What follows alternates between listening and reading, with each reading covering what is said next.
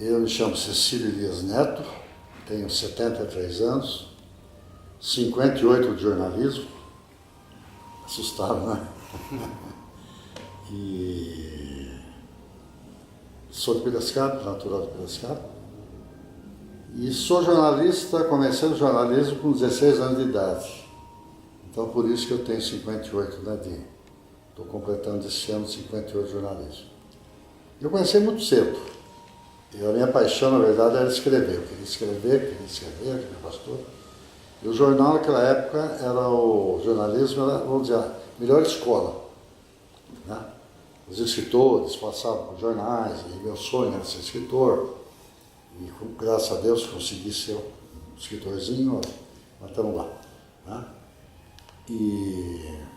Então eu comecei com 16 anos, aconteceram algumas coisas, algumas coincidências. Eu comecei no Jornal de Piracicaba como revisor, auxiliar do revisor. E depois eu fui para o Diário de Piracicaba. E ali então comecei na revisão, depois um pouquinho na reportagem policial, reportagem de esportes. E comecei a escrever. Comecei a escrever e eu, felizmente, eu tive sucesso rápido. O pessoal gostava do que eu escrevia. E desde que eu estava no colegial, os meus professores mandavam meus textos para os jornais, né? Então, os jornais publicavam, o negócio todo. Então parece que eu não queria isso, eu queria diplomacia, para eu poder escrever, para poder ter uma vida, vamos dizer, internacional, para poder... Mas quando eu tinha 20 anos, aconteceu de um parente meu, parente da minha noiva, que era o Luciano Guidotti, o famoso prefeito, né, Luciano Guidotti, eles criaram um novo jornal de Piracicaba, que era a Folha de Piracicaba. Eu estava no Diário. E não tinha jeito de eu não ir, porque eu era noivo, sabe, misturava parentesco, eu ia me casar, que negócio todo. E fui, mas eu combinei com o Diário que eu ficaria só um mês. E depois eles montavam e voltariam. Mas deu uma confusão danada. E o resultado, com 20 anos eu já era o redator-chefe do jornal, porque faltava gente, né? Com 21 anos eu fiquei diretor da Folha. Então vocês imaginem minha responsabilidade, isso em 61. O país já pegando fogo. E daí, com 23 anos, eu já era o dono do jornal, né? Porque o pessoal começou a desistir, uns me deram de presente as ações, os outros me venderam por bagatela, quem não se livrou do jornal. E eu tinha participado da Juventude Comunista, que eu estudei Direito na PUC de Campinas, né? Até eu tenho ainda a foto do Luiz Carlos Prestes aí, aquele negócio todo, foi muito atuante. Mas quando chegou lá para mim, 62, 63, eu já estava desencantado com aquilo.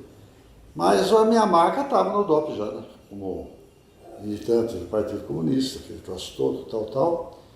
E daí veio o golpe, né? Veio o golpe e eu estava na Folha e a cidade de Piracicaba, na realidade, apoiou o golpe. Entende? Como as cidades de vocês, na região toda. Apoiaram porque ninguém suportava mais o João Goulart, né? Mas também ninguém esperava que viesse uma ditadura. Eu já fiquei contra desde o início, né? Então a Folha começou já, pum, oposição, e na verdade nós ficamos sozinhos, né, a Folha de Piracicaba, contra o Diário e contra o jornal que apoiava o golpe, apoiava os generais, foram apoiando tudo. E eu começou aí, já nos primeiros dias me levaram para o GECAM de Campinas. O GECAM era uma divisão do Exército que respondia por essa reunião. E acontecia o seguinte, que talvez fosse muito importante vocês jovens saberem.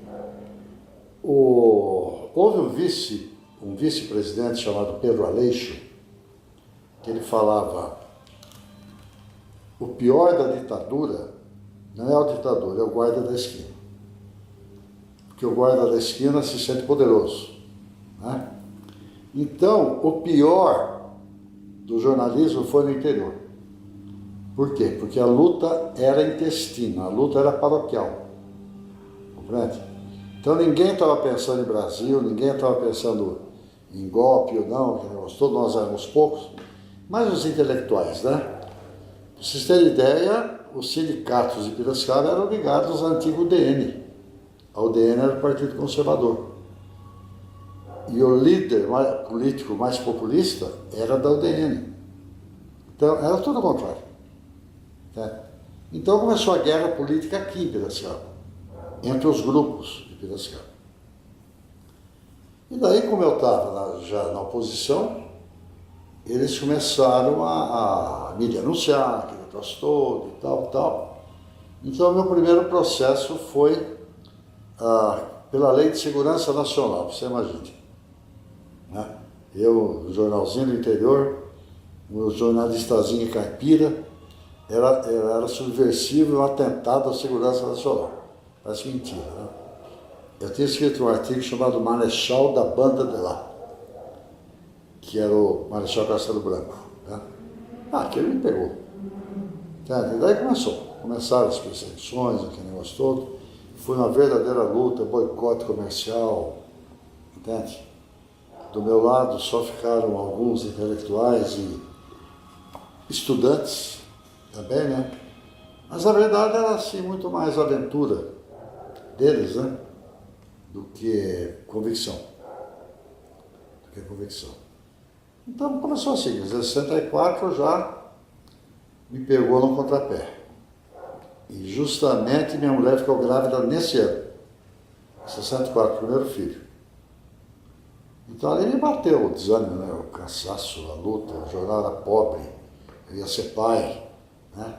Aquela perseguição toda, eu tinha acabado de fazer direito, tinha entrado na ECA da Unimep, acabei ficando o primeiro presidente do centro acadêmico de vocês lá, e aquilo piorou a minha situação, porque além de jornalista, eu era advogado do sindicato, e era presidente do centro acadêmico, entende? Então tudo aquilo foi um jogo por cima de mim. E as brigas internas, as divisões internas de Piracicaba, eles caíram sobre nós, na tribuna, na Folha. E nós éramos, eu e minha equipe, nós éramos muito jovens. E fomos aguentando, não sabemos de jeito até hoje. E daí, depois do AI-5, eu já estava no diário, eu tinha comprado o diário, fechado a Folha. Daí no AI-5 foi pior, a coisa piorou. E eu tenho orgulho de o Diário ele ter sido o primeiro jornal do Brasil, antes do Estadão, antes do Jornal da Tarde, que publicaram poemas de Camões, e publicaram receitas de doce, de bolo, que negócio todo, o Jornal da Tarde. O nosso diário, no dia seguinte ao AI-5, o AI-5 foi numa sexta-feira, e à noite, então, estava o jornal quase pronto, e eu mandei todas as colunas do jornal assinadas, todas elas saíram em branco. Entende? Nossa Senhora! Então foi a primeira manifestação no Brasil de censo contra censura, né?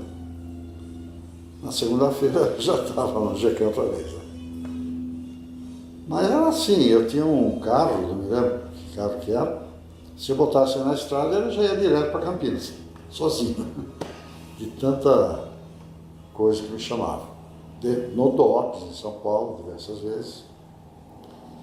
Então, o jornalismo, na época, a verdade é a seguinte, aqui em Piracicaba só foi a Folha que se opôs. E porque o Diário era de outro jornalista, e o Jornal de Piracicaba era da mesma família que está aí hoje. Eles eram ultraconservadores, né? Daí, quando eu fui para o Diário, isso em 68, 67, daí eu dei nova linha para o Diário. Então, mantive aquela linha da Folha. Então, o Diário ficou realmente um porta-voz da comunidade, da cidade, daqueles que eram presos. Agora, eu estou publicando eu tenho o jornal online, não sei se você sabe, né? A província. Online, eu estou publicando, acabei de publicar as torturas que fizeram em Piracicaba. Que eu tinha depoimentos por escrito, entende? Do pessoal que era torturado, mas por questão de drogas, tráfico de drogas, essas coisas todas. E aí que entra aquela história do guarda da esquina, né? Os policiais, eles eram piores do que todo mundo. Entende? Então eles invadiam casas, eles torturavam, eles preparavam flagrante de drogas, sabe? E tiravam dinheiro dos meninos ricos. Foi uma coisa horrorosa, horrorosa. Se vocês me perguntarem como que eu passei aquilo, sobrevivi aquilo, eu digo que foi por Deus, porque eu não consigo entender, sabe? Como que foi a resistência, né? A pressão. O Gustavo Avino, reitor de vocês, escreveu um livro sobre o diário e ele contou 46 processos contra mim. Era 46, tanto é que fui preso depois. Eu fiquei 1 ano e pouco na prisão domiciliar. Olha, o fim da ditadura eu já tinha previsto, que estava acabando. Eu sentia como que a minha missão tivesse cumprida. Entende? Então eu falei, bom, eu não tenho mais coisa que lutar. A democracia já acabou. Eu estava exausto. Né? 5 filhos. Eu estava exausto. O jornal sofrendo horrores, aquele negócio todo. Preso. Então eu vendi o diário, né, em 82. Mas o final é previsível, ia acontecer aquilo e tal. A surpresa foi a morte do Tancredo, né? A gente nunca pode falar o que seria, mas a expectativa era muito grande em torno do Tancredo Neves, né? E aqui em Piracicaba continuou a luta. Daí quem aderiu, tinha aderido, quis desaparecer, compreende? Quando o povo se levantou contra a revolução, o golpe, aliás, até seria bom falar sobre isso, que são golpe e revolução. Mas o povo se levantou, o pessoal ficou com medo. Os que estavam no governo, né? Começaram a ficar com medo. Então, o golpe foi golpe. Do 1º de abril, não é nada de 31 de março, 1º de abril. Entende? As escaramuças começaram no 31 de março. E no 1º de abril, que aconteceu o golpe mesmo, que foi declarado a vacância do cargo do João Goulart, que ele gostou. Agora, depois do AI-5, que foi em 68, nós podemos falar em revolução, sim. Não foi sangrenta, mas foi uma mudança de sistema, uma mudança de tudo. Mas a parte de ditadura, a parte de direitos, essa parte de falta de liberdade, isso é uma mancha que não escapa mais. Né? Mas houve uma revolução a posteriori. Né? E o povo reagindo, até que veio as diretas já, né? Aquela luta toda. Depois eu escrevi ainda para o Diário, escrevi para o jornal, escrevi para São Paulo, né? Mas não tinha mais motivo. Eu achei, bom, minha parte foi, eram 21 anos, né? De luta. E eu queria dar um tempo para minha família também, sofreram muito, sabe? Muita perseguição, muita ameaça. Eu tinha, por exemplo, filhos pequenos. Eles ligavam para minha mulher, que faleceu, eles ligavam e diziam, olha, a Patrícia, pois é uma filha minha, ela saiu de casa às 7 horas da manhã, entrou às 7h30 no colégio, saiu ao meio-dia, a 1h30 ela foi para a escola de música, às 3h30 ela foi para a ginástica, coisa assim. Nós não pegamos o que não quisemos. Entende? Então era aquele horror. E eu preso, eu tinha que colocar guardas particulares para proteger meus filhos, minha família. E na esquina da minha casa ficava a polícia, para ver se eu ia sair. Né? Chegaram a dar tiros em casa, sabe? foi... foi uma luta. E depois, no ano passado, eu recebi a condição de anistiado político, né? O Ministério da Justiça me mandou, inclusive, desculpas do Estado brasileiro por ter sido perseguido político, aquele negócio todo, 49 anos depois. Eu vou falar então, o que adianta? Mas não me arrependo, quer dizer, eu fiz aquilo que meu coração mandou, aquilo que minha consciência mandou, entende? E talvez eu não tivesse avaliado também tantos riscos. Muito moço, né? Então é muito hormônio, né? Muita coisa, eu não avaliei tantos riscos para minha família. Mas eles foram muito solidários comigo, muito bacana. Meu filho me mandou, logo que saiu a anistia, me mandou uma carta que para mim foi um diploma de vida, sabe? Dizendo do orgulho que eles tinham da minha luta, daquele negócio todo e tal, né? A tortura que eu passei sempre foi psicológica, né? Que negócio, uma vez eu estava preso, junto com o prefeito de Piracicaba, esse prefeito salvou, em Campinas. E eles falaram, você está aqui, nossos soldados estão lá estuprando a sua mulher e a sua, viu? As duas estão sendo estupradas agora. Né? Desse jeito. Mas eu fiquei fazendo depoimento de umas 8, 10 horas. Eu fumava, era fumante inveterado. E eles sabiam. Então todos eles fumando, eu não podia fumar. Eles tomando café, quer café? Não dava. Chegou uma hora, terminou, eu completamente atordoado, já com aquele problema de abstinência, de falta de cigarro, né? Eu falei, vai entrar naquela fila e pode ir embora. Isso no DOPS lá mesmo de São Paulo, no prédio lá. Eu entrei na fila e eu tenho horror à fila. Eu tenho horror, sabe? Se ontem tem fila, eu não fico. E nisso eu estava na fila, eu olhei assim do lado, eu vi uma porta, onde a gente entrava e a gente saía. A gente entrava e a gente saía. E fiquei olhando e falei, caramba, ali é a rua.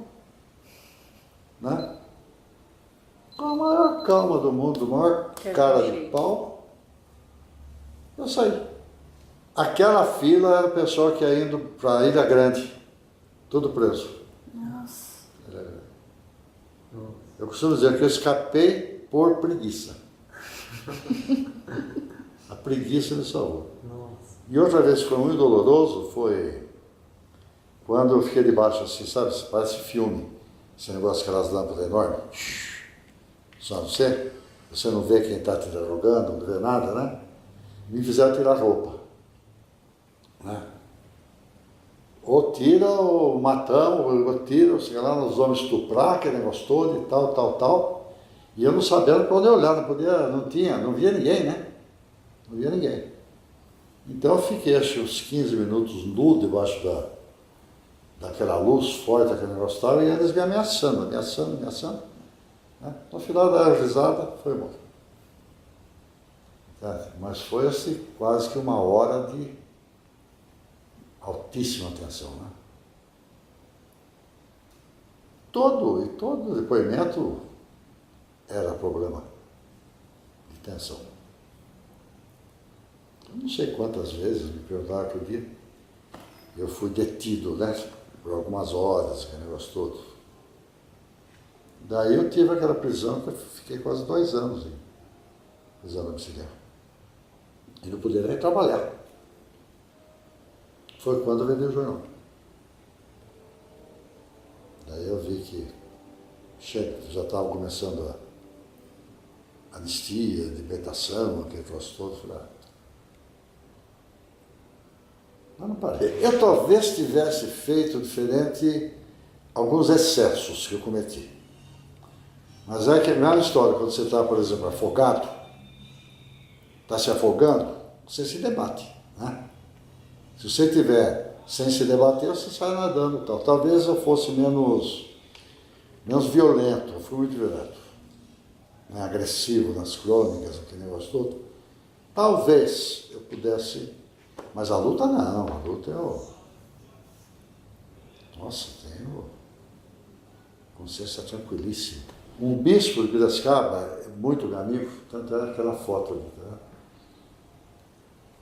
Ele falava, Cecílio, ai do cão de guarda que não ladra. Falou, eu estava desanimado, ele falou, você como jornalista é um cão de guarda da sociedade. Você tem que latir. Você não desista. Jornalismo é isso. Então o jornalismo tem que ser encarado realmente como uma vocação, como um sacerdócio, como um serviço, sabe, à comunidade. Tem que ser isso, senão não tem sentido. O direito à informação é sagrado, mas o dever de informar também é sagrado.